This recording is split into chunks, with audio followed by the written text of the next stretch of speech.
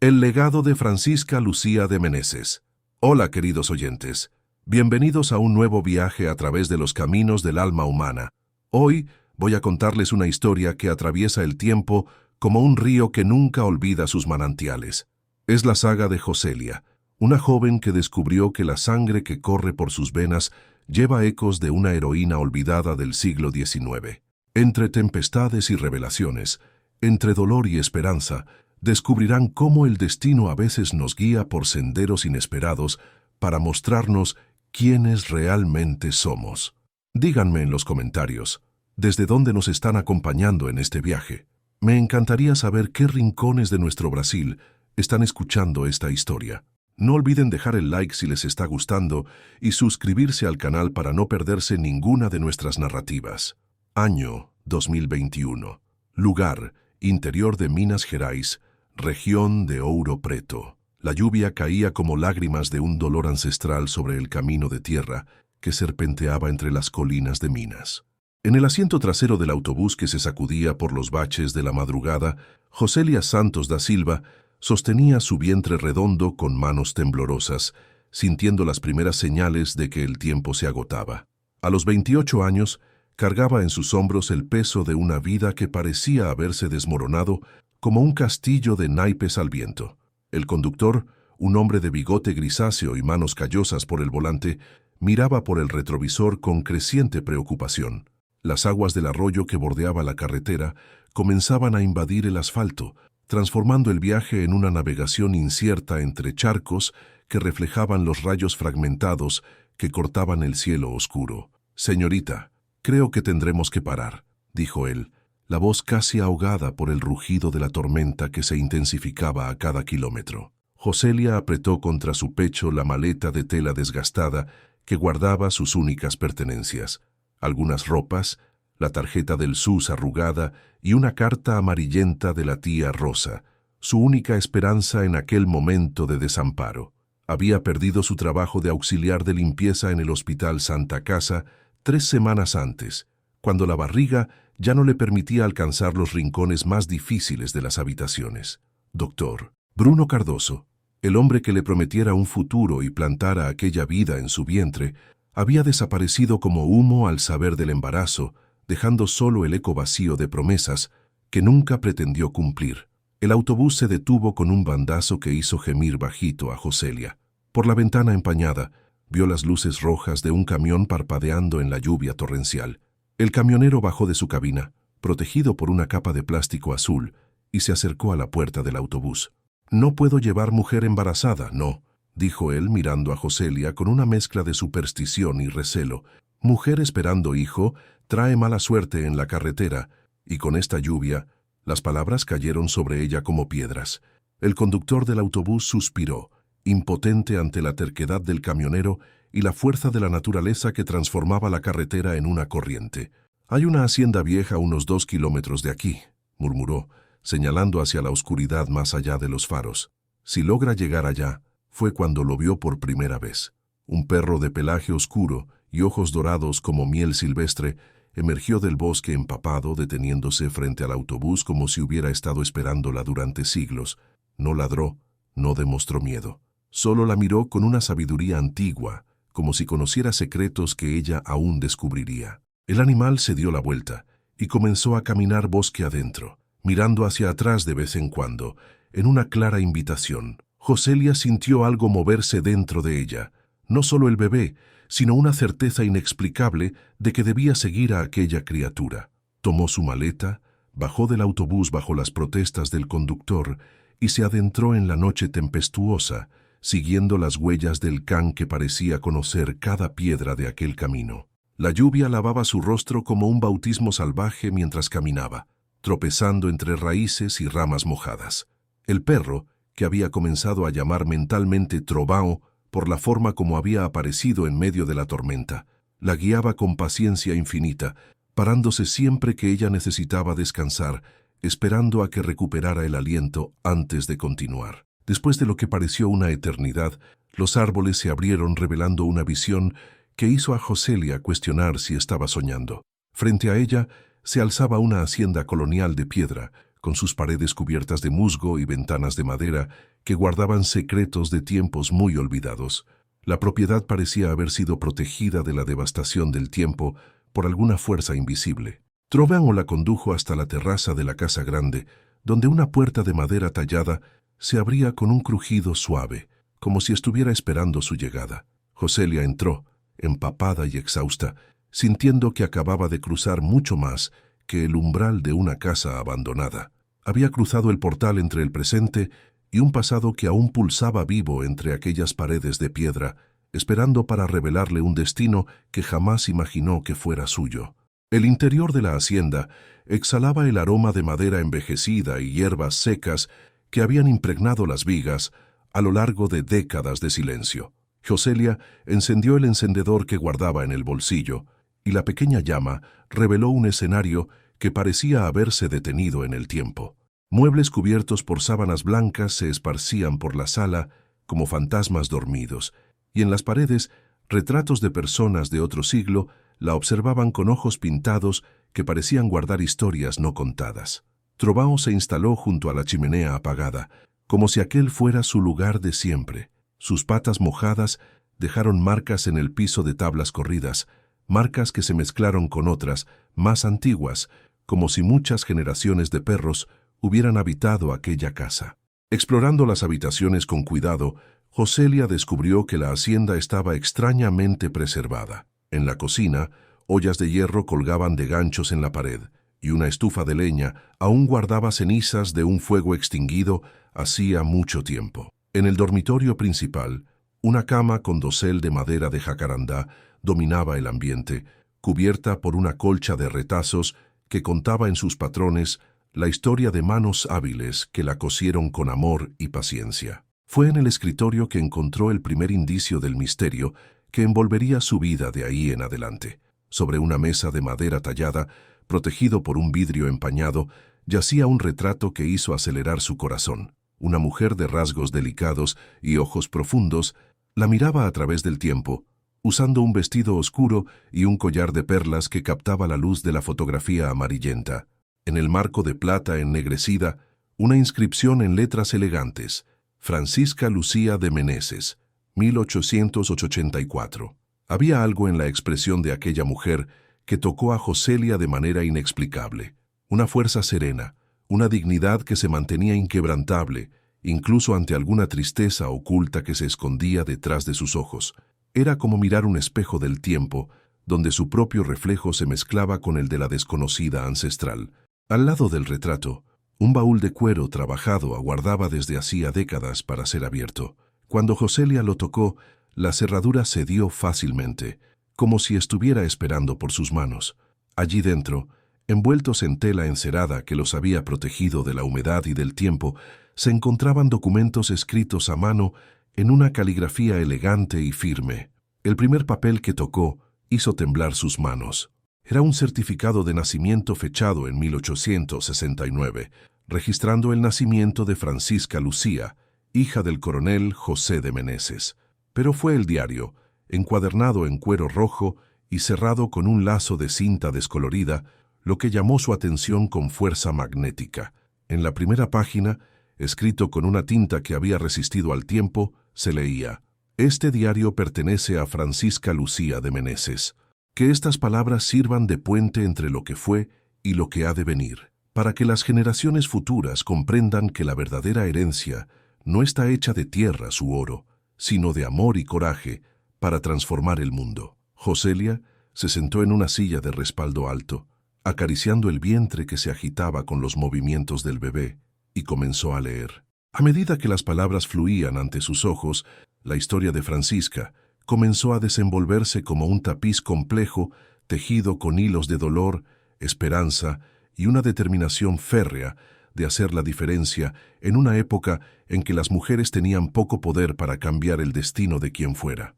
Afuera, la tormenta continuaba rugiendo, pero dentro de la casa, protegida por las paredes que guardaban casi 2 siglos de memorias, Joselia se sentía más segura de lo que se había sentido en meses.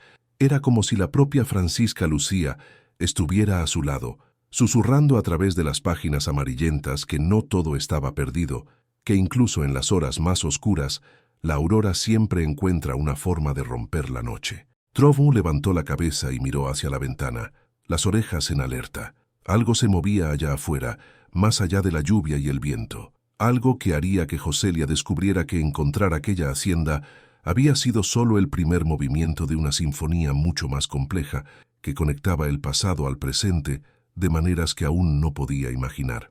15 de septiembre de 1882.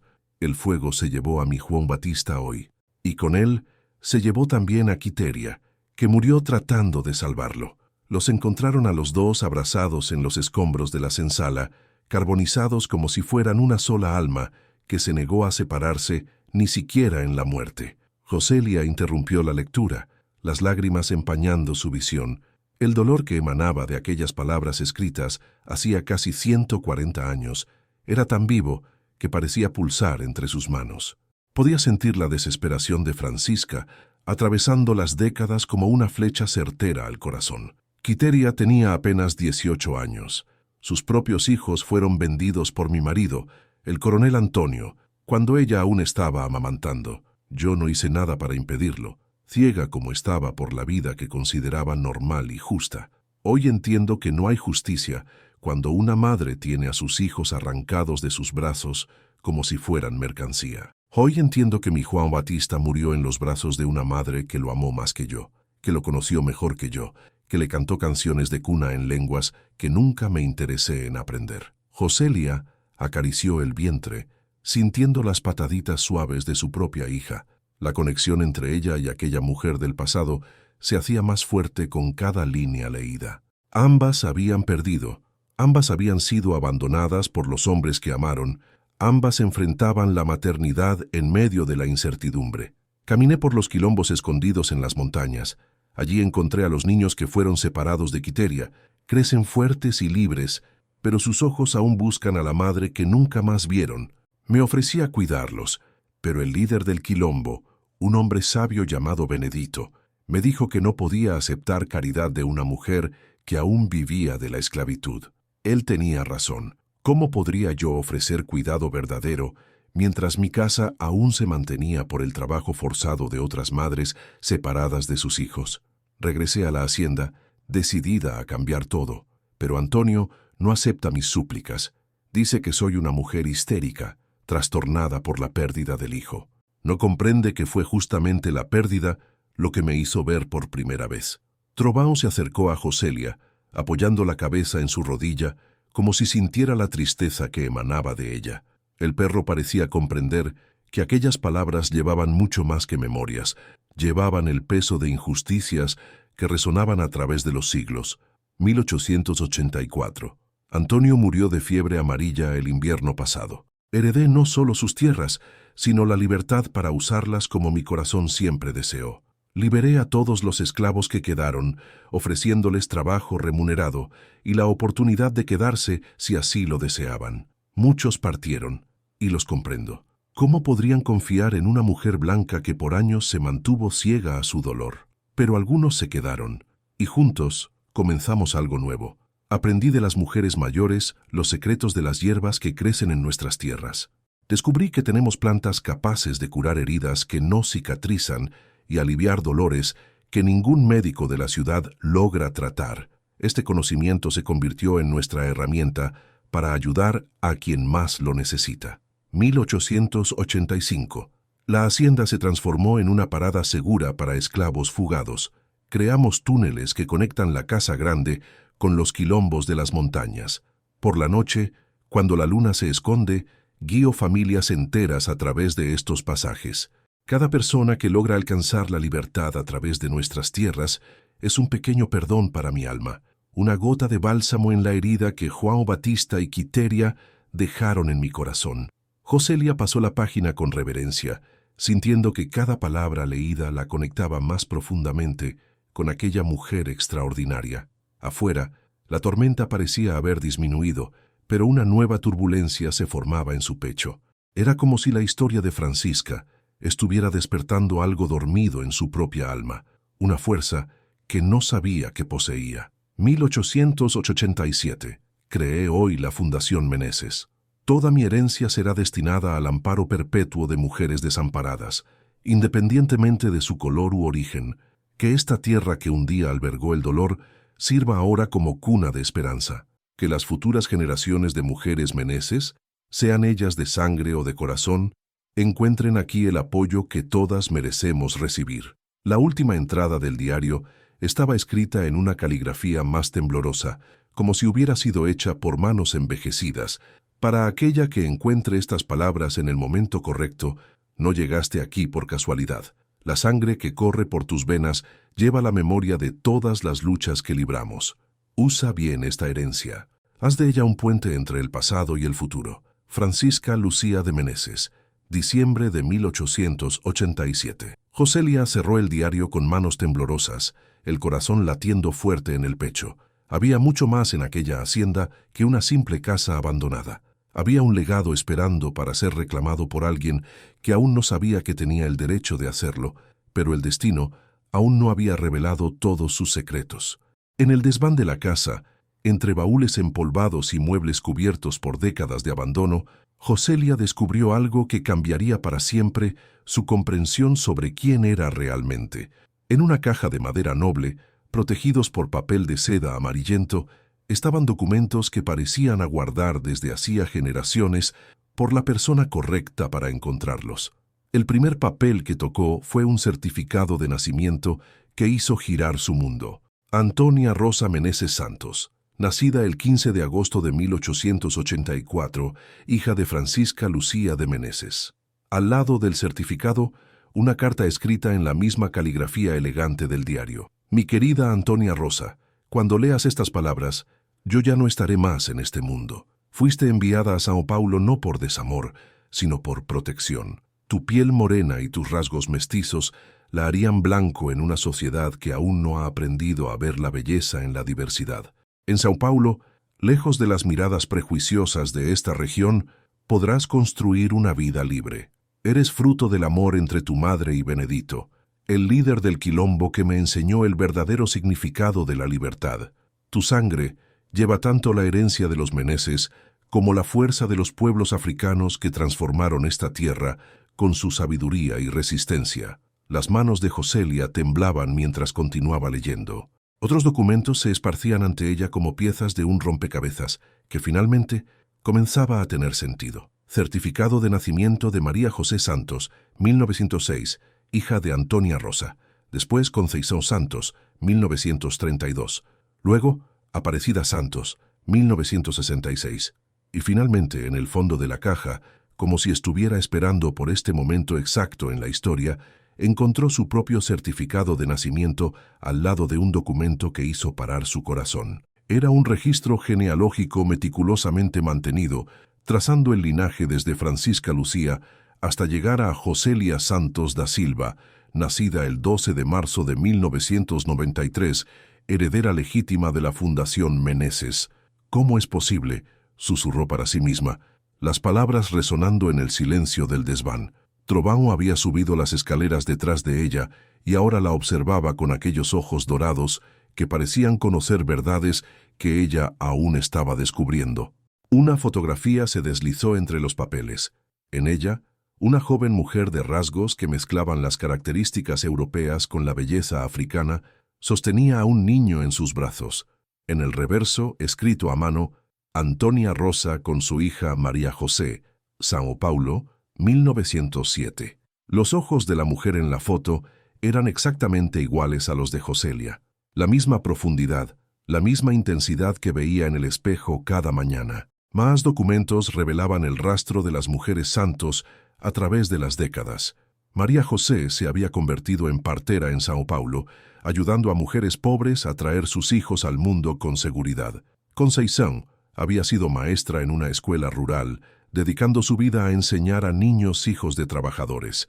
Aparecida había trabajado como enfermera en un hospital público, cuidando de quienes no tenían recursos para pagar tratamiento particular. Todas ellas habían llevado, sin saberlo, la sangre de Francisca Lucía. Todas habían dedicado sus vidas a cuidar de otros, como si alguna fuerza invisible las guiara para continuar el legado dejado por la ancestral abolicionista. Joselia Se sentó en el piso del desván, rodeada por los documentos que reescribían completamente su historia personal. Ella no era solo una auxiliar de limpieza desempleada y embarazada. Era la descendiente directa de una mujer que había dedicado su vida y fortuna para proteger a otras mujeres en situación de vulnerabilidad.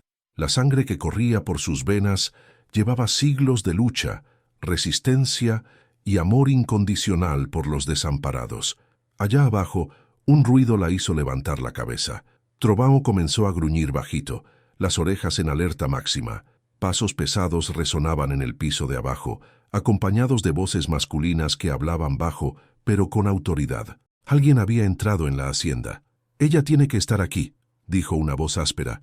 El GPS del celular se detuvo de moverse en esta región. Joselia abrazó los documentos contra el pecho, el corazón disparándose. Había encontrado su verdadera identidad solo para descubrir que alguien la estaba buscando, y por los tonos de las voces que llegaban hasta ella, no tenían intenciones amigables. Se recostó contra la pared del desván, tratando de controlar la respiración, mientras los pasos se acercaban a la escalera. Trovão se posicionó entre ella y la entrada, como un guardián listo para defender su territorio. El destino había traído a Joselia hasta allí para descubrir quién era. Ahora necesitaría descubrir si tenía el mismo coraje de Francisca Lucía para proteger el legado que acababa de heredar. «Busquen en todas las habitaciones», ordenó una voz grave que subía por las tablas del entarimado. «El coronel Joaquim dijo que ella no puede salir de aquí viva, sabe demasiadas cosas». Joselia presionó la mano contra la boca para ahogar el sonido de su respiración acelerada. A través de las rendijas del piso de madera, podía ver a 3 hombres revisando la casa con linternas potentes. Conocían bien el lugar, se movían con la seguridad de quien ya había estado allí antes. Trovão se mantenía en silencio absoluto, pero sus músculos tensos revelaban que estaba listo para atacar a la primera señal de peligro. El perro parecía comprender instintivamente que aquellos hombres representaban una amenaza no solo para Joselia, sino para algo mucho mayor que ella aún no comprendía completamente. «Sebastián, revisa el sótano», dijo otro hombre más joven. «Pedro, ven conmigo a ver las habitaciones de arriba. Esa muchacha no puede haber ido lejos, embarazada como está». Joselia abrazó los documentos contra el pecho, sintiendo las patadas agitadas del bebé en su vientre. Era como si la criatura también sintiera el peligro inminente. Miró alrededor del desván, buscando una ruta de escape, y fue cuando notó algo que había pasado desapercibido antes, una puerta pequeña y baja, casi escondida detrás de un baúl antiguo. Se arrastró silenciosamente hasta allá, empujando el baúl con cuidado para no hacer ruido. La puerta se abrió, revelando un pasaje estrecho que descendía a través de las paredes de la casa. Era parte de los túneles que Francisca Lucía había mandado construir para ayudar a esclavos fugados, el mismo camino que su ancestral había usado para guiar personas hacia la libertad más de un siglo antes. Los pasos subían por la escalera principal. Joselia metió los documentos en la camisa, agarró a Trovão por el cuello para que no se perdiera en la oscuridad, y se apretó por el pasaje secreto. El espacio era estrecho, claramente diseñado para personas más pequeñas que ella, y su barriga de 8 meses hacía el movimiento aún más difícil. «Mira lo que encontré», dijo una voz justo encima de su cabeza. Habían llegado al desván. Joselia se movía lo más silenciosamente posible a través del pasaje, siguiendo el descenso empinado que parecía conducir a los cimientos de la casa. Las paredes de piedra estaban húmedas y cubiertas de musgo, y el aire olía a tierra y raíces antiguas. Era como estar navegando a través de las venas de la propia historia. El pasaje se ramificaba en varias direcciones. Instintivamente, siguió hacia la izquierda, donde una corriente de aire fresco sugería una salida. Trovão la guiaba con confianza, como si conociera aquellos túneles desde siempre. Detrás de ella, oía a los hombres registrando el desván con creciente agitación. «No está aquí», dijo uno de ellos, «pero alguien tocó esos baúles. Las huellas están frescas». «El coronel Joaquim se va a enojar», respondió otro. «Él dijo que esa mujer es peligrosa. Si ella descubre sobre los documentos de la fundación». La frase fue cortada por un ruido que hizo helarse la sangre de Joselia. Era el sonido inconfundible de madera siendo quebrada. Estaban destruyendo todo en su búsqueda. El pasaje se amplió y ella emergió en una caverna natural que se abría por debajo de la casa. Un manantial de agua cristalina brotaba de la pared rocosa, formando un pequeño arroyo que desaparecía en una grieta más adelante. Pero lo que más llamó su atención fue la capilla. Excavada en la propia roca, decorada con santos barrocos que habían sido traídos secretamente de la casa grande, la capilla subterránea era un santuario donde esclavos fugados podían refugiarse y orar antes de continuar su jornada hacia la libertad. En el altar de piedra, una imagen de Nuestra Señora de la Concepción sostenía a un bebé en sus brazos y a sus pies, ofrendas dejadas por personas que habían pasado por allí décadas o incluso siglos antes. Geocelia se arrodilló frente a la imagen, las manos instintivamente protegiendo el vientre. Sintió una contracción fuerte que la hizo gemir bajito. El bebé estaba llegando, y ella estaba sola en una caverna con 3 hombres armados buscándola en la superficie. Fue cuando se dio cuenta de que no estaba tan sola como pensaba. Grabados en las paredes de la capilla, nombres de cientos de personas que habían encontrado refugio allí. Y en el centro de todos ellos, en una caligrafía que ya conocía bien, Francisca Lucía de Meneses dejó este lugar para que nunca más una madre quedara desamparada a la hora de traer su hijo al mundo. La siguiente contracción fue más fuerte. Joselia se acostó sobre las mantas dejadas por los antiguos visitantes de la capilla mientras Trovao montaba guardia en la entrada. Allá arriba aún oía a los hombres registrando la casa, pero sus voces parecían cada vez más distantes. Su hija estaba llegando en el mismo lugar sagrado donde otras mujeres habían dado a luz en la clandestinidad, protegidas por el legado de una abolicionista que transformó su dolor en protección para otras madres. El círculo se cerraba, conectando pasado y presente en una danza sagrada que trascendía el tiempo. La aurora pintaba el cielo de rosa y dorado cuando los primeros gritos de Francisca Elena Santos resonaron por la capilla subterránea. Joselia había pasado toda la madrugada en trabajo de parto, aferrada a la imagen de la santa, mientras susurraba oraciones que su abuela le había enseñado y que creía haber olvidado. Trovao no se había apartado de su lado, ni por un momento, calentándola con su cuerpo durante las horas más frías de la noche. Era como si el perro comprendiera la importancia sagrada de aquel momento, convirtiéndose en un protector silencioso de un misterio que se desenvolvía en las profundidades de la tierra. «Ven, mi niña», susurró Joselia, sintiendo a la criatura moverse hacia el mundo. «Tu bisabuela Francisca te está esperando desde hace más de 100 años». Fue cuando oyó voces diferentes viniendo de la entrada de la caverna. No eran los hombres que la buscaban. Estas voces eran femeninas, suaves, acompañadas por el sonido de equipos siendo cargados a través de los túneles. «Por aquí», dijo una mujer de voz firme pero gentil. «Las huellas llevan hasta la capilla». Momentos después, una mujer de cabellos grises y ojos inteligentes emergió del pasaje, seguida por 2 paramédicos cargando equipos médicos. Usaba ropa de campo y tenía el aire de alguien acostumbrada a explorar territorios inexplorados. «Soy la profesora Elena Moreira de la UFOP», dijo ella, arrodillándose al lado de Joselia. «Estudio la historia de los quilombos de esta región hace 20 años. Recibí una denuncia anónima sobre hombres armados buscando a una mujer embarazada y conociendo los túneles de esta hacienda, imaginé que usted podría haber encontrado refugio aquí». Joselia trató de hablar, pero otra contracción se lo impidió. Elena agarró su mano con firmeza, transmitiendo una calma que ella necesitaba desesperadamente. «Los paramédicos van a cuidar de usted», dijo Elena, «pero primero necesito que sepa, aquellos hombres allá arriba ya no están buscando. Ellos, bueno, digamos que el nacimiento de una criatura tiene el poder de transformar hasta los corazones más endurecidos». No tardó mucho para que Joselia comprendiera lo que Elena quería decir. Durante la última hora de trabajo de parto, cuando sus gemidos se hicieron más altos y audibles a través de las piedras de la caverna, los 3 hombres que la buscaban habían localizado la entrada de los túneles, pero en lugar de invadir la capilla con violencia, algo los había detenido.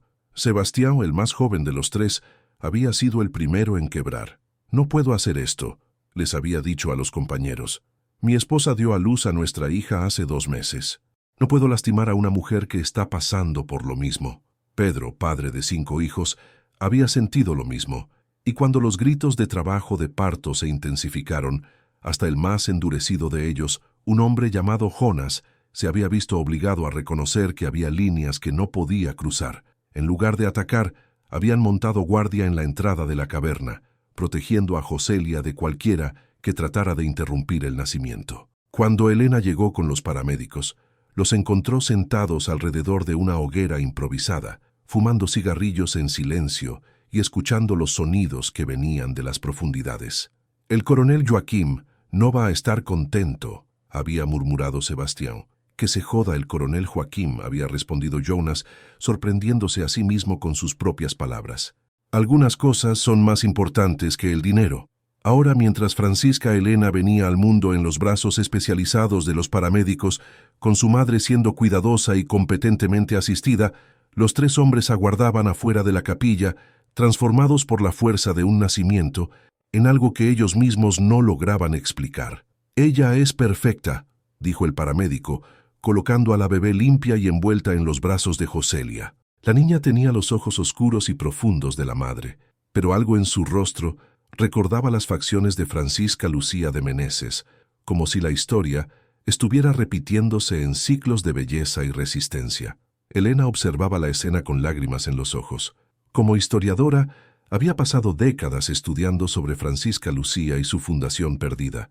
Nunca imaginó que un día presenciaría el nacimiento de la heredera legítima de aquel legado, en el mismo lugar sagrado donde tantas otras mujeres habían encontrado refugio hacía más de un siglo.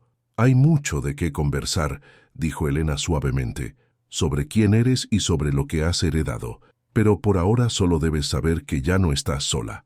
Allá afuera, los tres hombres que vinieron para hacer daño se miraban entre sí, sabiendo que sus vidas habían cambiado para siempre.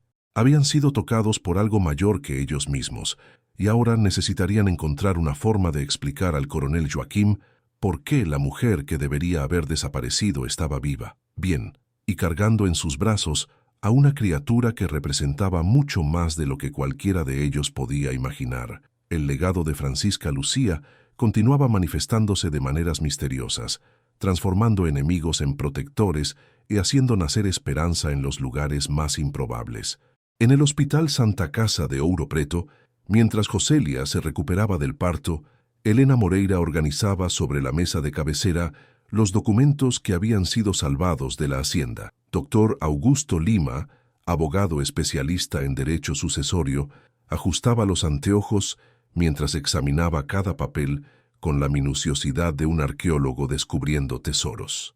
«Esto es extraordinario», murmuraba él, comparando los certificados de nacimiento con registros que había traído de sus propios archivos. «El linaje es incontestable. Joselia Santos da Silva es legalmente la única heredera viva de la Fundación Meneses».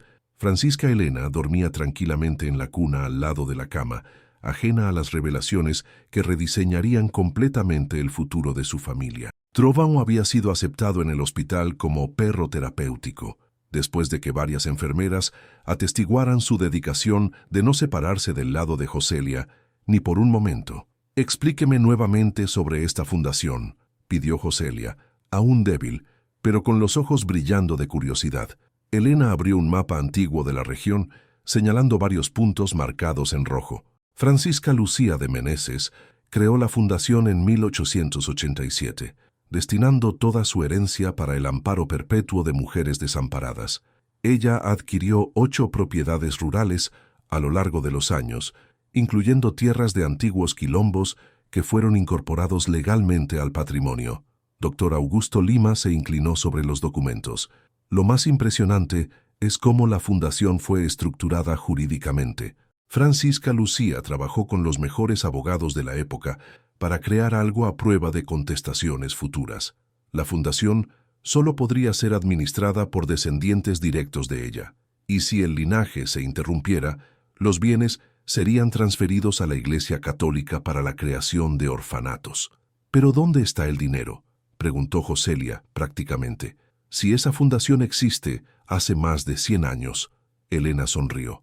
«Ahí está la genialidad de su ancestral. Ella no dejó solo tierras, dejó inversiones administradas por un banco de Belo Horizonte que fue instruido a hacer crecer el patrimonio a lo largo de las décadas, siempre respetando cláusulas específicas sobre cómo los recursos deberían ser aplicados. Dr. Augusto Lima abrió su carpeta y retiró un documento oficial. Hablé con el banco por la mañana. El patrimonio actual de la Fundación Meneses, incluyendo las 8 propiedades y las inversiones acumuladas, está evaluado en aproximadamente 1,8 millón. Joselia sintió como si el piso hubiera desaparecido bajo sus pies. Hacía una semana, era una auxiliar de limpieza desempleada, sin casa y abandonada por el padre de su hija. Ahora descubría que era heredera de un patrimonio que superaba sus sueños más ambiciosos. «Hay más», continuó Elena con un tono que mezclaba admiración y preocupación. «Descubrimos por qué estaba siendo perseguida. Hace una década, un grupo liderado por el coronel Joaquín Ferreira, que, irónicamente, es descendiente de los antiguos capataces de la hacienda, viene tratando de apropiarse de las tierras de la Fundación a través de invasión y documentos falsos. ¿Sabían sobre mi existencia? No específicamente sobre ti», respondió Dr. Augusto Lima, «pero sabían que el linaje de Francisca Lucía no se había perdido completamente. Contrataron genealogistas para rastrear a los descendientes y tu nombre apareció en los registros cuando te registraste en el SUS del hospital donde trabajabas. Te habían estado siguiendo durante meses esperando el momento adecuado para eliminar la amenaza legal que representabas». Joselia miró a Francisca Elena, sintiendo una mezcla de protección feroz y responsabilidad abrumadora. Su hija había nacido no solo como su heredera, sino como guardiana de un legado que había impactado la vida de cientos de personas a lo largo de más de un siglo. «¿Y ahora?», preguntó ella. Elena se levantó y caminó hacia la ventana, mirando las montañas que rodeaban Ouro Preto. «Ahora necesitas decidir qué hacer con esa herencia. Las propiedades están abandonadas desde hace décadas, pero son estructuralmente sólidas. Con el dinero acumulado, podrían ser restauradas y volver a cumplir el propósito para el cual fueron destinadas. Mujeres desamparadas», murmuró Joselia, las palabras de Francisca Lucía resonando en su mente. «Exactamente, refugios, centros de capacitación profesional, espacios de preservación de la cultura afrobrasileña. El testamento de Francisca Lucía es muy específico sobre esto. El patrimonio debe ser usado exclusivamente para ayudar a mujeres que se encuentran en situación de vulnerabilidad». Dr. Augusto Lima guardó los documentos en su carpeta. «Pero primero, necesitamos garantizar tu seguridad y la del bebé. El coronel Joaquín perdió mucho dinero tratando de comprar esas tierras ilegalmente. Cuando descubra que estás viva y que tienes derechos legales sobre ellas…». No necesitó completar la frase. Todos en la sala comprendían que la lucha apenas estaba comenzando. Joselia había heredado mucho más que dinero y tierras. Había heredado también a los enemigos de su ancestral, personas que veían el legado de Francisca Lucía como un obstáculo a sus propios planes de enriquecimiento. Pero cuando miró a Francisca Elena durmiendo pacíficamente, Joselia sintió la misma determinación férrea que había guiado a su ancestral más de un siglo antes. Algunas herencias valían cualquier lucha para ser preservadas. 6 meses después del nacimiento de Francisca Elena, Joselia estaba de pie frente a la hacienda Boa Esperanza, como había decidido rebautizar la propiedad donde todo había comenzado. La casa grande ahora brillaba con pinturas frescas y ventanas reparadas, pero mantenía el carácter histórico que la hacía un testimonio vivo del pasado. Elena Moreira caminaba a su lado, señalando los diferentes edificios que ya habían sido restaurados. La senzala principal fue transformada en el Centro de Memoria Francisca Lucía, explicaba. Allí documentamos no solo la historia de su ancestral, sino también las trayectorias de los esclavos que encontraron libertad a través de esta hacienda. Trovão corría por los jardines recién plantados, seguido de cerca por Francisca Elena, que ahora gateaba con la desenvoltura de quien había nacido para explorar el mundo. La niña parecía especialmente fascinada por las hierbas medicinales que crecían en los canteros restaurados, las mismas especies que Francisca Lucía había cultivado y usado para curar a los heridos que llegaban hasta ella. «¿Y las otras propiedades?», preguntó Joselia, acomodando a la criatura en el regazo cuando se cansó de gatear. «2 ya están funcionando como refugios temporales», respondió Elena con orgullo evidente en la voz. «La hacienda Santa Quiteria, nombre que usted eligió en homenaje a la esclava que murió salvando al hijo de Francisca Lucía, ya albergó a 15 mujeres y sus niños. La Hacienda Esperanza Nueva está siendo convertida en una escuela de capacitación profesional, donde las mujeres aprenden desde informática hasta cultivo de hierbas medicinales. Dr. Augusto Lima se unió a ellas, viniendo de la Casa Grande con una carpeta llena de documentos. El proceso legal fue concluido, anunció con satisfacción. El coronel Joaquín y sus asociados fueron procesados por invasión, asociación criminal y amenaza. 2 de los hombres que la persiguieron, Sebastião y Pedro, testificaron contra él a cambio de reducción de pena. Joselia sonrió levemente. Sebastião y Pedro habían buscado a ella algunas semanas después del nacimiento de Francisca Elena, pidiendo perdón y ofreciendo sus servicios para proteger las propiedades. Se descubrió que ambos eran trabajadores rurales endeudados que habían sido coaccionados por el coronel Joaquín. Ahora trabajaban como guardias de las haciendas, protegiendo a mujeres vulnerables con la misma determinación con que un día habían sido ordenados a perseguir a una de ellas. ¿Y Jonas?, preguntó ella. «Ah, Jonas». Elena rió bajito. Se reveló un excelente administrador. ¿Quién diría que un ex-matón tendría talento para gestionar refugios y coordinar trabajos sociales?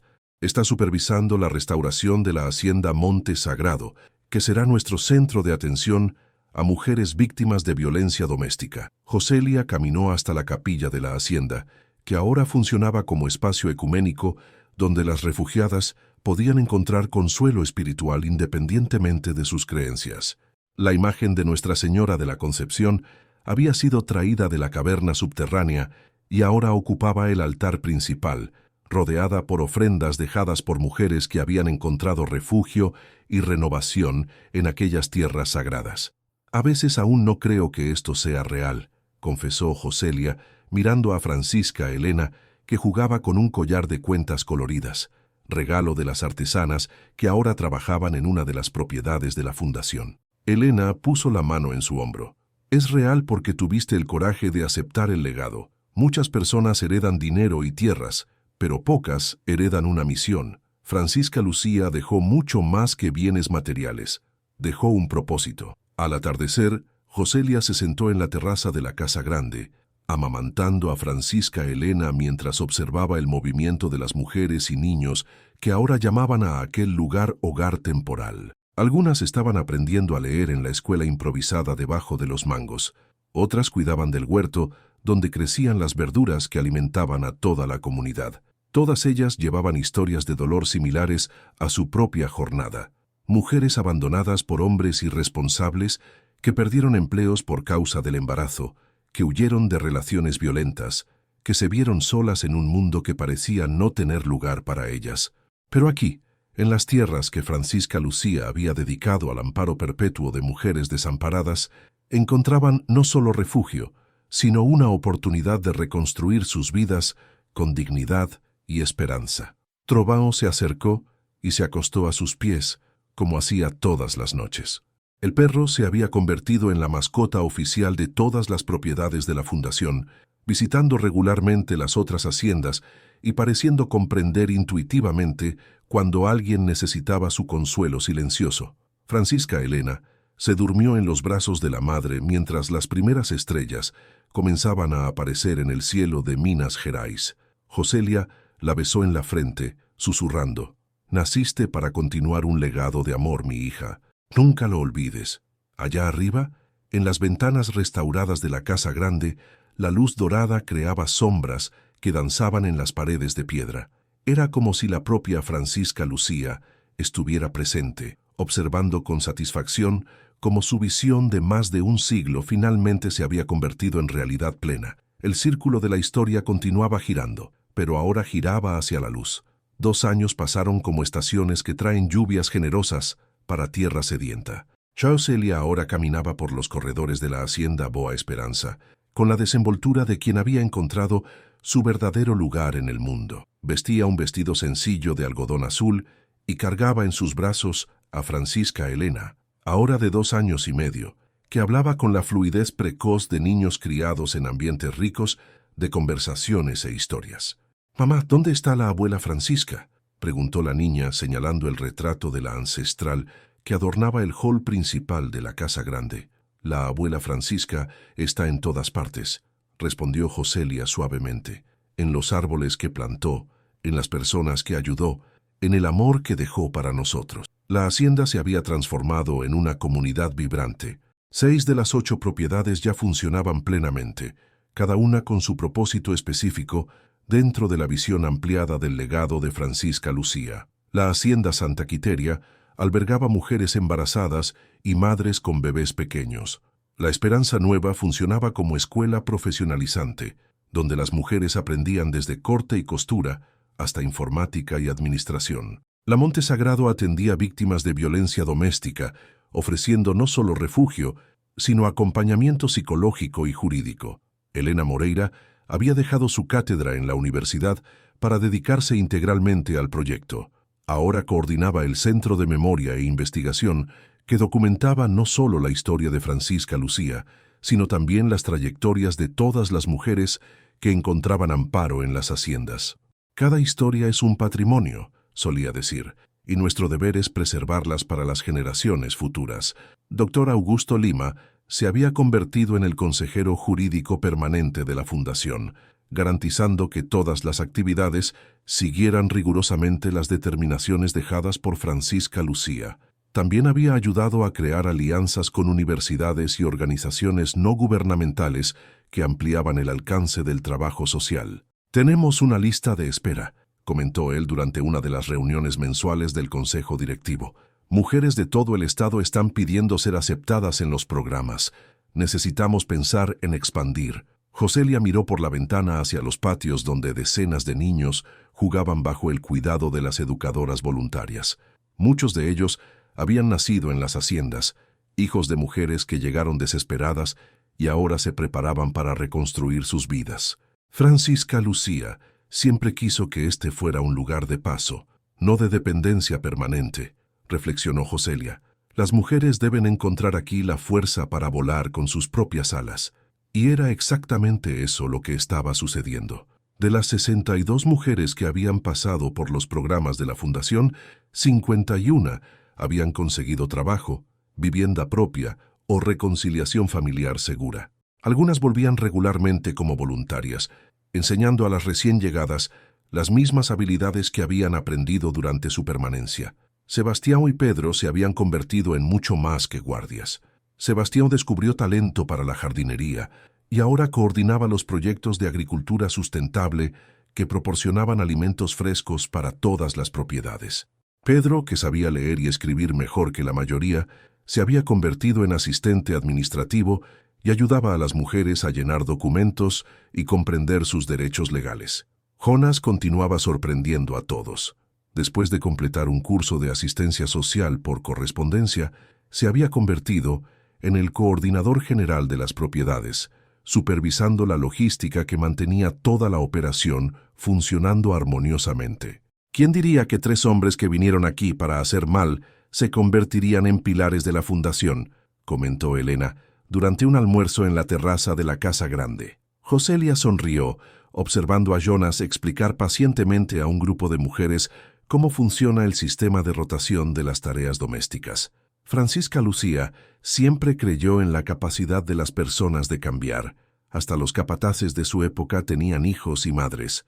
La compasión puede brotar en los corazones más endurecidos cuando encuentra el suelo correcto. Trovão, ahora con algunos pelos grises en el hocico, continuaba siendo la mascota oficial de las haciendas. Se había vuelto especialmente protector de los niños, siguiendo a los grupos durante los juegos y pareciendo contar cabezas instintivamente para garantizar que ninguno se perdiera. Francisca Elena había desarrollado una conexión especial con el perro y con las historias de la bisabuela. Incluso con solo 2 años, pedía todas las noches oír la historia de la abuela que ayudaba a las personas y demostraba una empatía precoz con cualquier persona que estuviera triste o necesitara ayuda.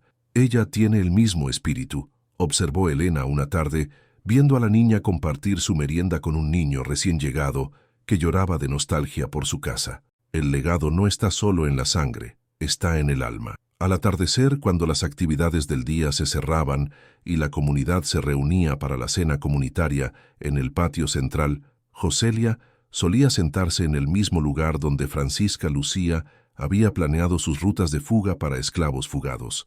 Observaba a las mujeres conversando, riendo, planeando sus futuros y sentía la presencia de la ancestral pulsando viva a su alrededor. El legado se había convertido en mucho más de lo que jamás imaginó. No era solo un refugio, era una revolución silenciosa, una red de apoyo que transformaba vidas y creaba nuevas posibilidades para mujeres que la sociedad había abandonado. Y lo más bello era saber que aquello era solo el comienzo. Los 5 años siguientes trajeron transformaciones que ni siquiera Francisca Lucía podría haber imaginado cuando plantó las semillas de su fundación en el siglo XIX. Joselia, ahora a los 35 años, se había convertido en una figura respetada en la región, conocida no solo como heredera del legado, sino como innovadora que supo adaptar la visión ancestral a las necesidades del mundo moderno. Francisca Elena, a los 7 años, corría por los jardines de la hacienda Boa Esperanza con la desenvoltura de quien había nacido para aquellos espacios. Hablaba con propiedad sobre hierbas medicinales, sabía contar la historia de cada una de las propiedades de la fundación y demostraba un liderazgo natural que hacía sonreír a los adultos con admiración y expectativa. «Mamá, hoy voy a enseñar a las niñas nuevas a hacer la muñeca de maíz que me enseñó la tía Rosa», anunció ella durante el desayuno, refiriéndose a una de las artesanas que trabajaba en el Centro de Capacitación Profesional. Las 8 propiedades ahora funcionaban como una red interconectada de apoyo que atendía diferentes necesidades. La hacienda Quilombo Libre había sido transformada en un centro de preservación de la cultura afrobrasileña, donde descendientes de esclavos enseñaban música, danza, culinaria y tradiciones orales a visitantes de todo el país. La hacienda Madre Tierra funcionaba como escuela agrícola, donde las mujeres aprendían agricultura sustentable y podían vender sus productos en un mercado orgánico que ocurría todos los sábados. Elena Moreira había publicado 3 libros sobre la historia de Francisca Lucía y su fundación, transformando la historia regional en un caso de estudio internacional sobre abolicionismo y trabajo social. Universidades de otros países enviaban estudiantes para prácticas en las haciendas, creando un intercambio de conocimientos que enriquecía aún más los programas ofrecidos. «Recibimos una propuesta de la UNESCO», anunció ella durante la reunión mensual del Consejo. «Quieren declarar el complejo de las haciendas Patrimonio Cultural de la Humanidad, como ejemplo de preservación histórica e innovación social». Dr. Augusto Lima, ahora jubilado pero aún activo como consejero, sonrió con satisfacción. Francisca Lucía estaría orgullosa. Ella siempre soñó que su obra traspasara las fronteras regionales. Joselia miró por la ventana hacia el patio, donde ocurría una clase de alfabetización para adultos. Muchas de las mujeres que allí aprendían a leer eran abuelas que habían criado hijos solas y ahora, por primera vez en la vida, tenían tiempo y oportunidad para estudiar. «Lo más importante no son los reconocimientos», reflexionó Joselia, «es saber que cada día cambiamos una vida, una familia, una generación entera». Los números eran impresionantes, pero Joselia prefería concentrarse en las historias individuales, como la de María José, que llegara embarazada y víctima de violencia doméstica y ahora coordinaba el programa de acogimiento de la hacienda Monte Sagrado. O la de Conceição, que aprendió informática a los 55 años y montó un pequeño negocio de servicios digitales que atendía toda la región. Trovão, ahora anciano pero aún activo, se había convertido en una leyenda local. Niños de ciudades vecinas visitaban las haciendas específicamente para conocer al perro que ayudó a fundar la comunidad. Que él aceptaba las caricias con dignidad de patriarca, pero sus ojos dorados aún brillaban con la misma sabiduría misteriosa que Joselia había notado en la noche de la tormenta. «Él está enseñando a Francisca Elena a sentir cuando alguien necesita ayuda», observó Elena una tarde, viendo a la niña y al perro acercarse instintivamente a una mujer que acababa de llegar y parecía asustada. Francisca Elena había desarrollado esa capacidad intuitiva de identificar personas en dificultad emocional. Se acercaba a ellas naturalmente, ofrecía dibujos que hacía o simplemente se sentaba al lado en silencio compañero. Las mujeres recién llegadas solían calmarse en su presencia, como si la criatura llevara en sí la misma energía acogedora que emanaba de las propiedades de la fundación. Ella será una líder extraordinaria cuando crezca, comentó Sebastián, que se había casado con una de las ex-refugiadas y ahora vivía en una de las casas para funcionarios de la hacienda Santa Quiteria. Pedro también había constituido familia. Adoptó a 2 niños huérfanos que habían pasado temporadas en las haciendas y ahora estudiaban en una escuela particular de la región, financiados por un fondo especial creado para la educación de hijos de exrefugiadas. Jonas continuaba soltero, pero había encontrado su vocación cuidando de todas las familias de la comunidad. Conocía la historia de cada persona, recordaba cumpleaños, organizaba festividades y se había convertido en una especie de tío adoptivo para todos los niños que crecían en las propiedades.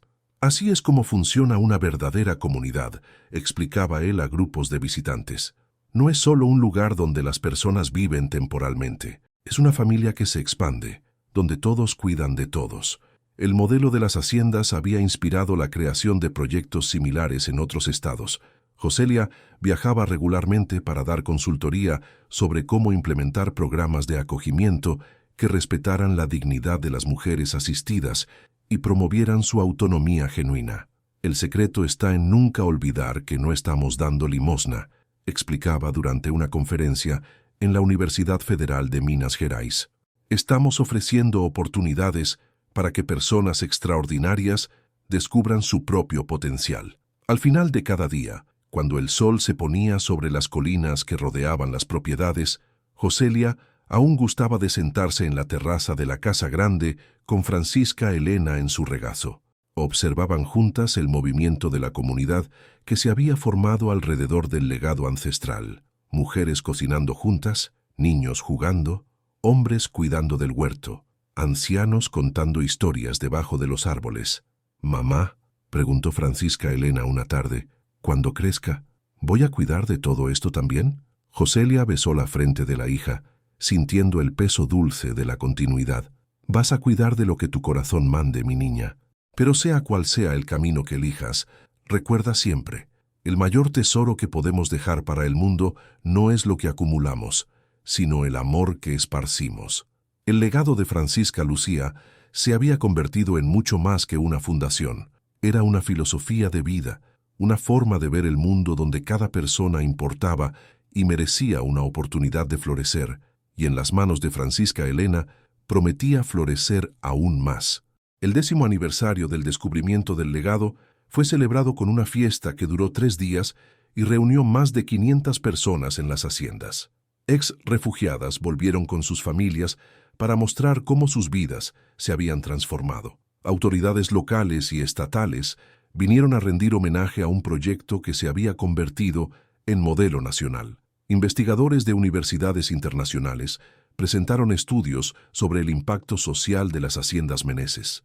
Joselia, ahora a los 38 años, observaba el movimiento con la serenidad de quien había aprendido a equilibrar la responsabilidad del legado con la alegría de vivir. Francisca Elena, a los 10 años, circulaba por la fiesta como una anfitriona natural, traduciendo conversaciones para visitantes extranjeros y explicando la historia de la hacienda con la propiedad de una guía turística experimentada. «Ella habla 4 idiomas», comentó Elena Moreira con orgullo, observando a la niña conversar fluidamente en inglés con una delegación de investigadores canadienses. Y eso, sin haber salido nunca de Minas Gerais. La educación de Francisca Elena se había convertido en un proyecto especial de la comunidad. Tutores voluntarios venían de universidades cercanas para dar clases específicas. Ex-refugiadas que se habían especializado en diferentes áreas compartían sus conocimientos y la propia vivencia diaria en la hacienda le proporcionaba una educación práctica sobre gestión, relaciones humanas y responsabilidad social que ninguna escuela formal podría ofrecer. «Estoy pensando en postular las haciendas para el Premio Nobel de la Paz», reveló Dr.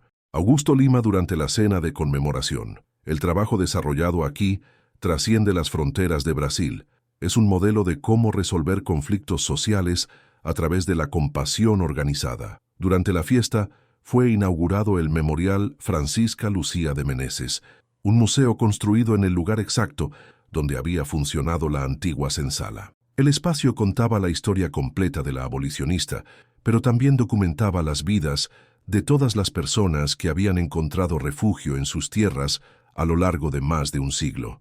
La historia no es solo lo que está en los libros, dijo Joselia durante la ceremonia de inauguración. La historia es también cada mujer que tuvo el coraje de recomenzar, cada niño que creció con dignidad, cada hombre que aprendió a ser mejor de lo que fue ayer. Trovão, ahora con 15 años y visiblemente envejecido, estaba presente en la ceremonia como invitado especial. Una placa de bronce al lado de la entrada del memorial lo homenajeaba como el perro guardián del legado, reconociendo su papel fundamental en el descubrimiento de la hacienda y en la protección de la familia Santos. El viejo perro pasaba la mayor parte del tiempo durmiendo al sol, pero aún demostraba una vitalidad sorprendente cuando sentía que alguien necesitaba su compañía. Francisca Elena se había convertido en su compañera inseparable, y los dos eran frecuentemente vistos caminando juntos por los jardines, ella contando historias y él escuchando con la paciencia de un abuelo amoroso. Trovão me está enseñando a sentir cuando las personas están tristes aunque estén sonriendo, explicó Francisca Elena a una periodista que vino a hacer un reportaje sobre la fiesta. A veces alguien llega aquí fingiendo que está bien, pero él sabe que no está y me lo muestra. Entonces voy a conversar. Esa sensibilidad especial se había convertido en una característica marcante de Francisca Elena. A los 10 años ya demostraba una capacidad extraordinaria de liderazgo empático, organizando grupos de niños para actividades solidarias y mediando conflictos entre adultos con una sabiduría que impresionaba a todos. Durante la fiesta, presentó su propio proyecto, un programa de correspondencia entre niños de las haciendas y niños de otros países, para que pudieran intercambiar experiencias y aprender sobre diferentes culturas. La idea había surgido de las conversaciones que tuvo con los investigadores extranjeros que visitaban regularmente las propiedades. Quiero que todos los niños del mundo sepan que existe un lugar donde las madres nunca quedan solas, explicó ella a una audiencia emocionada. Y quiero aprender de ellos sobre sus países, para que podamos hacer haciendas como estas en todos los lugares. Elena Moreira había documentado meticulosamente esa evolución de la niña, creando un archivo especial sobre cómo una niña criada en una comunidad basada en valores de solidaridad se desarrolla diferentemente. Sus registros estaban siendo estudiados por psicólogos y pedagogos interesados en comprender cómo ambientes acogedores impactan el desarrollo infantil. Francisca Elena no está siendo criada solo por la madre, observaba Elena. Está siendo criada por una comunidad entera que ve en ella la continuación de un legado precioso.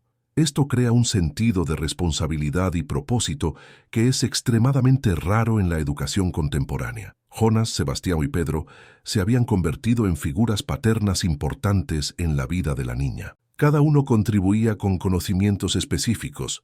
Jonas con administración y organización, Sebastião con agricultura y conexión con la naturaleza, Pedro con educación formal y desarrollo intelectual. Ella tiene 3 papás, 12 tías, 20 y tantas hermanas mayores y cerca de 50 abuelas, bromeaba Joselia cuando le preguntaban sobre la educación de la hija. ¿Cómo no ser bien criada así? Durante la fiesta de aniversario, fue anunciada la creación del Instituto Francisca Elena, una organización que sería dirigida por la propia niña cuando cumpliera 18 años, con el objetivo de expandir el modelo de las haciendas a otros países. El instituto comenzaría sus actividades en modo preparatorio, con Francisca Elena participando de actividades específicas para su desarrollo como futura líder internacional. El legado no para aquí, dijo Joselia durante el discurso de cierre de la fiesta. Francisca Lucía plantó una semilla en el siglo XIX que se convirtió en árbol en nuestras manos.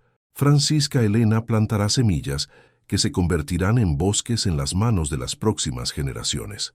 Cuando todos los invitados partieron y la hacienda volvió a su ritmo normal, Joselia se sentó en la terraza con la hija y Trovão, observando las estrellas que brillaban sobre las colinas de Minas Gerais. «Mamá», preguntó Francisca Elena, «¿crees que la abuela Francisca Lucía está feliz con lo que hicimos?» Joselia, Miró hacia los jardines donde decenas de familias habían encontrado refugio, hacia las casas donde mujeres dormían tranquilas, sabiendo que sus hijos estaban seguros, hacia el centro de memoria donde la historia de su ancestral era preservada para futuras generaciones.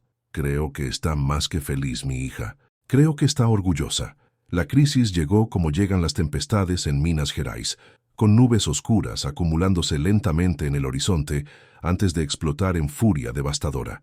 Era 15 años después del descubrimiento del legado, y Francisca Elena tenía 17 años, cuando una investigación del Ministerio Público amenazó con desmantelar todo lo que habían construido. La denuncia había sido hecha por un grupo de políticos locales que alegaban irregularidades en la administración de los recursos de la Fundación Meneses, acusaciones de nepotismo, mala gestión financiera y uso indebido de fondos públicos. Aunque la fundación no recibía ni un centavo del gobierno, se esparcieron por los periódicos regionales como fuego en bosque seco. Es una retaliación, explicó Dr. Augusto Lima durante una reunión de emergencia del Consejo Directivo. El mismo grupo que trató de apropiarse de las tierras ilegalmente hace 15 años nunca aceptó la pérdida. Ahora usan influencia política para intentar otro tipo de ataque. Joselia, ahora a los 43 años, mantenía la serenidad que había desarrollado a lo largo de años, liderando la fundación, pero todos podían ver la preocupación en sus ojos.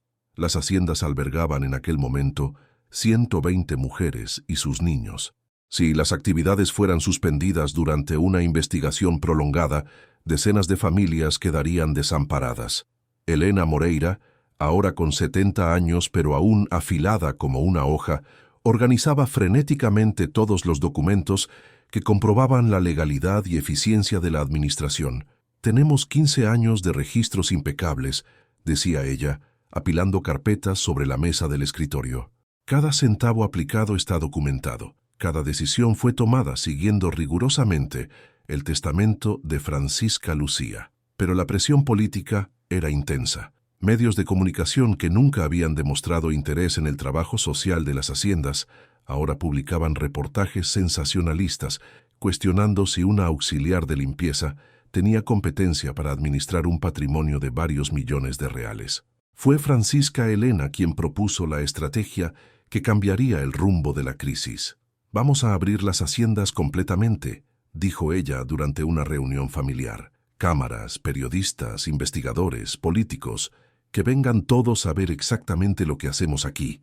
No tenemos nada que esconder». Joselia miró a la hija con una mezcla de orgullo y aprensión. A los 17 años, Francisca Elena se había convertido en una joven de personalidad fuerte, inteligencia afilada y carisma natural. Hablaba 6 idiomas, había dado conferencias en universidades internacionales y coordinaba un proyecto de intercambio que ya había conectado niños de las haciendas con más de 20 países. «Es arriesgado», ponderó Jonas, que a los 60 años se había convertido en el brazo derecho de Joselia en la administración. «Si encuentran cualquier irregularidad, por menor que sea, no van a encontrar porque no existe», respondió Francisca Elena con la determinación que había heredado de la madre y la bisabuela.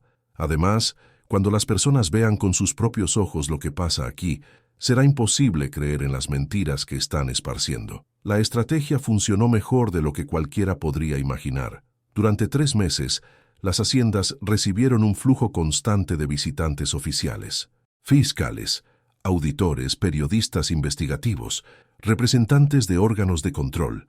Todos venían preparados para encontrar irregularidades y partían transformados por la experiencia. Uno de los momentos más marcantes fue cuando el fiscal responsable de la investigación, un hombre conocido por su rigidez, llegó una mañana de jueves determinado a encontrar evidencias de malversación. Salió el viernes por la tarde después de pasar 24 horas, acompañando de cerca todas las actividades. «En 30 años de carrera nunca vi una administración tan transparente y eficiente», declaró él a los periodistas que lo esperaban en la salida. «Este lugar debería ser estudiado en las facultades de administración pública como ejemplo de excelencia». Pero la prueba más difícil vino cuando Trovão comenzó a declinar rápidamente. El viejo perro, que había sido la primera conexión de Joselia con las haciendas, estaba claramente despidiéndose. Francisca Elena pasó 2 semanas durmiendo al lado de él en el veterinario, negándose a dejarlo solo. Él me trajo hasta la abuela Francisca Lucía, murmuraba ella, acariciando las orejas del perro que se habían vuelto grises. No puedo abandonarlo ahora. Trovão murió una mañana de abril, acostado en el jardín de la hacienda Boa Esperanza, con la cabeza en el regazo de Francisca Elena. Sus últimas horas fueron acompañadas por toda la comunidad, que reconocía en él mucho más que una mascota. Había sido el guardián silencioso de un legado, el puente entre el pasado y el presente. El funeral fue una ceremonia emocionante que reunió a cientos de personas. Ex-refugiadas volvieron para despedirse del perro, que las había recibido cuando llegaron desesperadas. Niños que habían crecido jugando con él cantaron canciones de cuna. Una placa de mármol fue instalada en el lugar donde fue enterrado. Trovão, el guardián fiel, 2005-2023, guió a una familia perdida hasta su destino. La muerte de Trovão marcó una transición en la vida de la fundación. Era como si el ciclo iniciado en aquella noche tempestuosa de 2021 estuviera completándose, abriendo espacio para una nueva fase. 2 semanas después del funeral, llegó la noticia que cerraría definitivamente la investigación. El Ministerio Público no solo había archivado todas las denuncias contra la Fundación Meneses, sino que también había decidido procesar a los responsables de las acusaciones falsas por calumnia y difamación.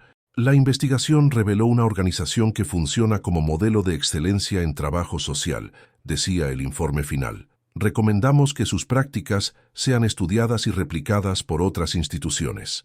Aquella noche, Joselia y Francisca Elena se sentaron en la terraza donde tantas veces habían conversado con Trovão. El lugar parecía vacío sin la presencia del perro, pero había una paz profunda en el aire, como si él hubiera cumplido su misión y ahora pudiera descansar. «Mamá», dijo Francisca Elena, «creo que llegó la hora de que empiece a prepararme para asumir mi parte en todo esto». Joselia miró a la hija, viendo en ella la misma determinación que había guiado a Francisca Lucía más de un siglo antes. «¿Estás segura? Aún tienes tiempo para elegir otro camino, una vida más simple». Francisca Elena sonrió. «Esta es mi vida simple, mamá. No puedo imaginar hacer otra cosa». El legado estaba garantizado. La transición a una nueva generación había comenzado.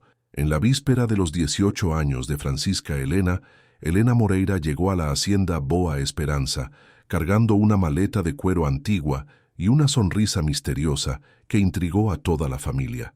Era diciembre de 2031, exactamente 10 años después de la muerte de Trovão y 50 años después del descubrimiento del diario de Francisca Lucía de Meneses.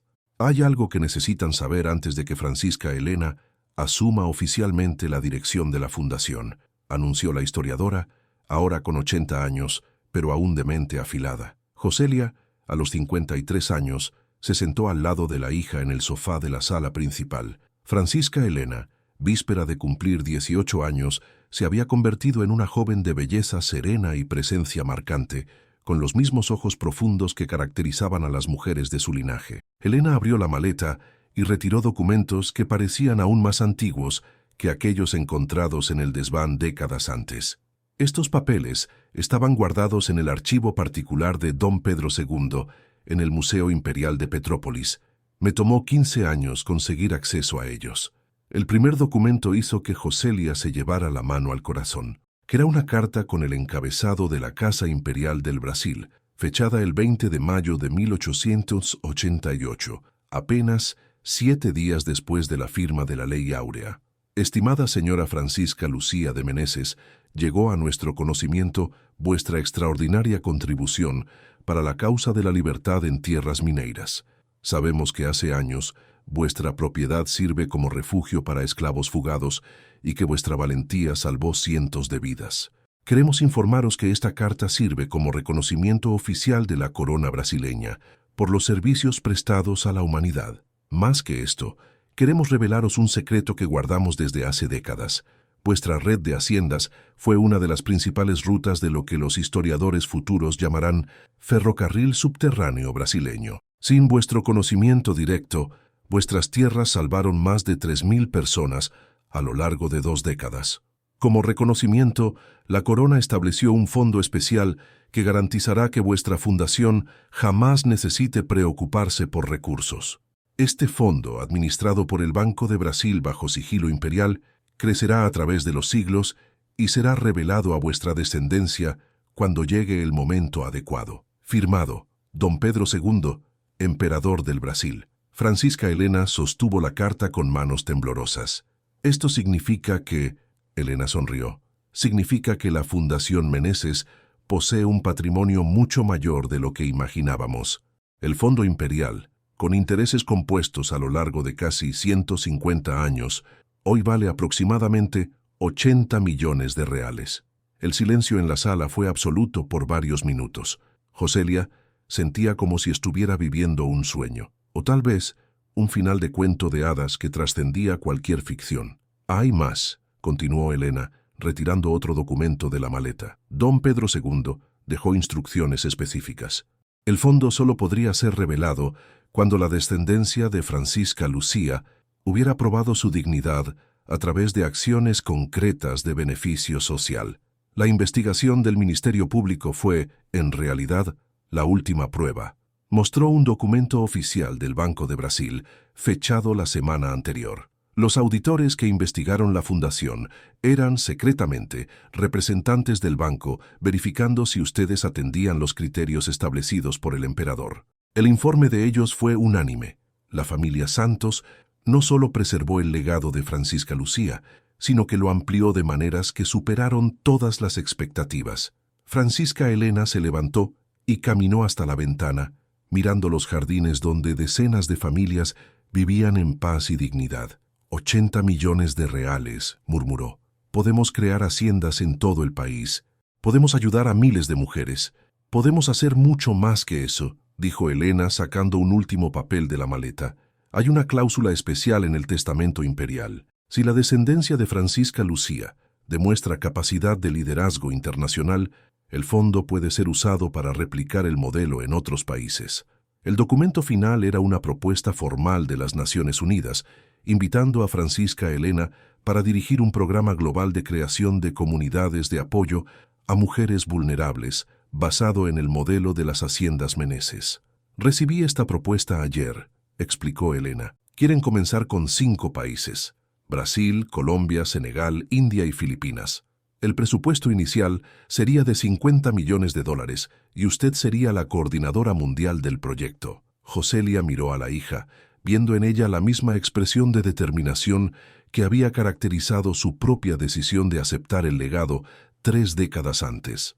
Es una responsabilidad enorme, mi hija. Francisca Elena se volvió hacia la madre con los ojos brillando. Mamá, me criaste para esto. Toda mi vida fue una preparación para este momento. Los idiomas que aprendí, los países que conocí a través del intercambio, las personas que ayudé a cuidar aquí en las haciendas, todo me estaba preparando para esto. Elena cerró la maleta con satisfacción. Francisca Lucía de Meneses comenzó su revolución liberando esclavos en Minas Gerais. Joselia Santos da Silva expandió esa revolución creando una red de apoyo que transformó cientos de vidas. Francisca Elena Santos tiene ahora la oportunidad de llevar esa revolución al mundo entero. Aquella noche, madre e hija caminaron juntas por los jardines de la hacienda, visitando cada uno de los espacios que se habían vuelto sagrados a lo largo de los años. La capilla donde Francisca Elena había nacido, ahora un lugar de peregrinación para mujeres de varias religiones. El centro de memoria donde la historia de Francisca Lucía era preservada y estudiada. La tumba de Trovaon, siempre adornada con flores frescas dejadas por los niños de la comunidad.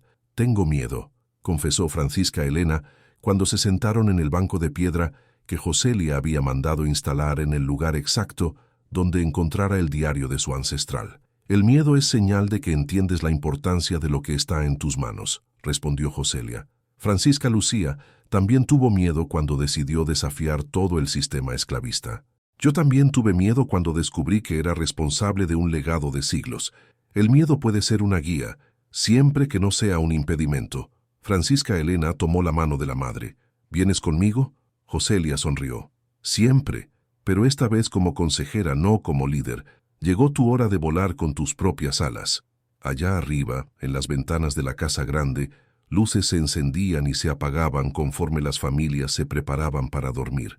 Niños que habían nacido en seguridad, mujeres que habían encontrado nueva oportunidad de vida, hombres que habían aprendido el valor de la protección en lugar de la destrucción. El legado de Francisca Lucía estaba listo para conquistar el mundo, y en las manos de Francisca Elena prometía florecer en escalas que ni siquiera la abolicionista visionaria podría haber soñado. 5 años después, en una mañana dorada de septiembre de 2036, Joselia caminaba por los corredores del Centro Internacional Francisca Lucía de Meneses, en Nueva York, sintiendo el corazón expandirse de orgullo al observar delegaciones de 23 países reunidos para el primer Congreso Mundial de Comunidades de Apoyo.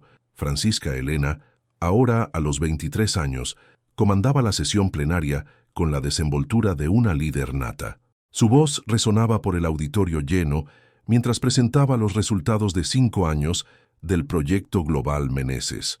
450 comunidades funcionando en 70 países, más de 50.000 familias beneficiadas directamente y una red mundial de protección a mujeres vulnerables que se había convertido en referencia en organismos internacionales.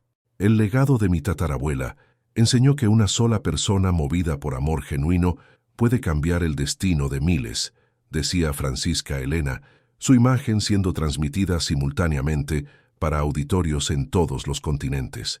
Pero también nos enseñó que verdaderos cambios solo ocurren cuando trabajamos juntos, respetando las diferencias culturales pero unidos por los mismos valores de dignidad humana. Joselia sonrió al reconocer en las palabras de la hija ecos de las lecciones que había aprendido en aquella noche tempestuosa de 2021, cuando una joven desesperada siguió a un perro misterioso hasta una hacienda que cambiaría su vida para siempre. A los 58 años, se había convertido en una figura respetada internacionalmente, consultora en desarrollo social y autora de 3 libros sobre transformación comunitaria. Pero su mayor orgullo continuaba siendo las haciendas de Minas Gerais, que se habían convertido en el corazón simbólico de un movimiento global. La hacienda Boa Esperanza ahora recibía visitantes de todo el mundo, funcionando como centro de entrenamiento, donde líderes comunitarios aprendían a replicar el modelo Meneses en sus propias culturas. Elena Moreira, a los 85 años, aún coordinaba el centro de memoria, pero ahora sus actividades se concentraban en documentar las historias de las comunidades internacionales. Sus cabellos completamente blancos enmarcaban un rostro iluminado por la satisfacción de ver un proyecto de investigación local haberse transformado en fenómeno mundial. ¿Quién diría que una tesis sobre quilombos mineiros resultaría en esto?, comentó ella durante un intervalo del Congreso, observando delegados de países tan diversos como Bangladesh, Kenia y Guatemala, intercambiando experiencias sobre sus comunidades. Dr. Augusto Lima había fallecido 2 años antes, a los 93 años, pero su influencia permeaba todos los aspectos legales del proyecto. Sus estructuras jurídicas cuidadosamente elaboradas habían permitido que el modelo se adaptara a legislaciones completamente diferentes alrededor del mundo, siempre manteniendo los principios fundamentales de autonomía, dignidad y apoyo mutuo. Jonas, Sebastião y Pedro continuaban administrando las haciendas originales en Minas Gerais, ahora como directores experimentados que entrenaban equipos internacionales. Sus historias personales, de perseguidores transformados en protectores, se habían vuelto legendarias entre los participantes del proyecto, símbolos vivos de cómo la compasión puede transformar hasta los corazones más endurecidos. El secreto no está en crear instituciones, explicaba Jonas a un grupo de visitantes sudafricanos. Está en crear familias. Cuando las personas se sienten verdaderamente acogidas, encuentran fuerzas que ni sabían poseer. En los jardines de la hacienda Boa Esperanza, un nuevo trovão, un cachorro de pastor alemán que parecía haber heredado la sabiduría misteriosa del predecesor, jugaba con los niños que ahora incluían no solo hijos de exrefugiadas brasileñas, sino también niños de familias refugiadas de varios países que habían encontrado hogar temporal en las propiedades Meneses. El proyecto había evolucionado para incluir no solo mujeres en situación de vulnerabilidad, sino también familias refugiadas, ancianos abandonados y jóvenes en situación de riesgo social. Cada grupo mantenía su especificidad de atención, pero todos compartían los mismos espacios comunitarios donde diferencias culturales se transformaban en riqueza colectiva. Francisca Elena se había casado el año anterior con Miguel Santos, un médico sin fronteras que conociera durante una misión en Senegal. La joven pareja dividía su tiempo entre los viajes internacionales del proyecto y los períodos de descanso en las haciendas mineiras, donde planeaban criar a los hijos que pretendían tener. Quiero que mis hijos crezcan sabiendo que pertenecer a esta familia significa servir, dijo Francisca Elena durante una entrevista a la BBC. No es una carga, es un privilegio. Cuando creces viendo cómo pequeños gestos de amor pueden transformar vidas enteras, es imposible elegir vivir solo para ti mismo. El patrimonio de la Fundación Meneses había crecido exponencialmente a través de las alianzas internacionales y de las inversiones cuidadosas en proyectos sustentables. Pero más importante que los números financieros era el patrimonio humano, una red mundial de personas que habían descubierto sus capacidades a través del apoyo recibido y ahora dedicaban sus vidas a ayudar a otros. María José, la primera mujer albergada en la hacienda Santa Quiteria, 15 años antes, ahora dirigía un centro de apoyo a madres solteras en São Paulo que atendía más de 200 familias mensualmente. Conceição, que aprendiera informática a los 55 años, había creado una empresa social que empleaba exclusivamente mujeres que pasaron por situaciones de vulnerabilidad. Cientos de historias similares se esparcían por el mundo. Mujeres que habían llegado desesperadas a las comunidades meneses y ahora lideraban sus propios proyectos de transformación social. Era como si el legado de Francisca Lucía se hubiera multiplicado en cascada, creando ondas de cambio que alcanzaban lugares y personas que ella jamás podría haber imaginado. En la última noche del Congreso, Joselia se encontró sola en la terraza de la azotea del hotel donde estaba hospedada, mirando las luces de Nueva York y pensando en la jornada extraordinaria que había comenzado una noche de tormenta hacía 15 años. Francisca Elena se unió a ella, cargando 2 tazas de té. ¿En qué estás pensando, mamá? Estoy pensando que Francisca Lucía plantó una semilla de mostaza, respondió Joselia, pequeña, casi insignificante, pero que creció y se convirtió en un árbol donde pájaros del mundo entero pueden hacer sus nidos. Francisca Elena se sentó al lado de la madre. Y tú regaste esa semilla con tu valentía. Si no hubieras seguido a Trovão aquella noche, pero lo habría hecho. De una forma u otra, el destino nos habría encontrado. Algunas personas nacen para continuar legados. Tú naciste para crear nuevos. Madre e hija permanecieron en silencio, contemplando las luces de la ciudad que nunca duerme. Allá abajo, millones de personas vivían sus vidas, muchas de ellas enfrentando las mismas dificultades que Joselia había enfrentado 15 años antes. Pero ahora existía una red mundial lista para acogerlas, una familia global creada a partir de la visión de una abolicionista del siglo XIX que creyó que el amor podía vencer la indiferencia. ¿Sabes cuál es la parte más bella de todo esto?, dijo Francisca Elena. Es que cada persona que ayudamos lleva la semilla para ayudar a otras. El legado nunca para, solo crece, se transforma, se adapta a los nuevos tiempos. Joselia besó la frente de la hija. Y en las manos de las próximas generaciones va a crecer aún más. Francisca Lucía comenzó liberando esclavos. Tú estás liberando al mundo entero de la indiferencia. Cuando regresaron a Brasil, fueron recibidas por una multitud en la hacienda Boa Esperanza. Exrefugiadas, funcionarios, socios, autoridades y cientos de personas cuyas vidas habían sido tocadas por el proyecto se reunieron para una fiesta que duró 3 días. En el último día de la fiesta, fue plantado un retoño del árbol que crecía en la tumba de Francisca Lucía de Meneses. La ceremonia ocurrió en el mismo lugar donde Joselia había encontrado el diario que cambió su vida y contó con la presencia de representantes de todos los países donde existían comunidades meneses. Este árbol crecerá aquí como símbolo de que las raíces permanecen fuertes incluso cuando las ramas se esparcen por el mundo entero, dijo Francisca Elena durante la ceremonia. Y dentro de 100 años, cuando otras generaciones estén cuidando de este legado, estará aquí para recordar que todo comenzó con una mujer que creyó que el amor podía transformar el mundo.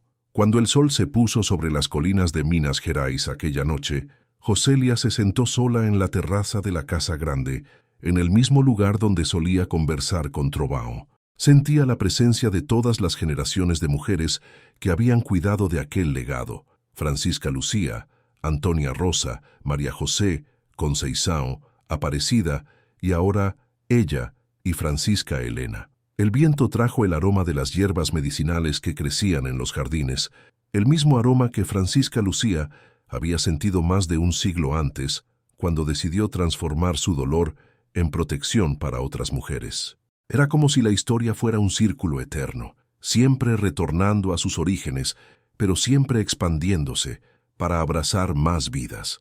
Allá arriba, en las ventanas de la casa grande, luces se encendían conforme las familias se preparaban para dormir. Niños de 5 continentes dormirían aquella noche sabiendo que eran amados y protegidos. Mujeres que habían llegado desesperadas dormirían tranquilas, planeando futuros que habían juzgado imposibles. Y en algún lugar del mundo, tal vez en una noche de tormenta, otra mujer perdida encontraría su propio Trovão para guiarla hasta su destino, porque el legado de Francisca Lucía de Meneses se había convertido en mucho más que una fundación o un proyecto social. Se había convertido en una fuerza de la naturaleza, como el amor que nunca muere, como la esperanza que siempre renace, como la dignidad humana que resiste a todas las tempestades. El legado era eterno y continuaría floreciendo mientras existieran corazones dispuestos a transformar dolor en protección, soledad en comunidad, desesperación en esperanza.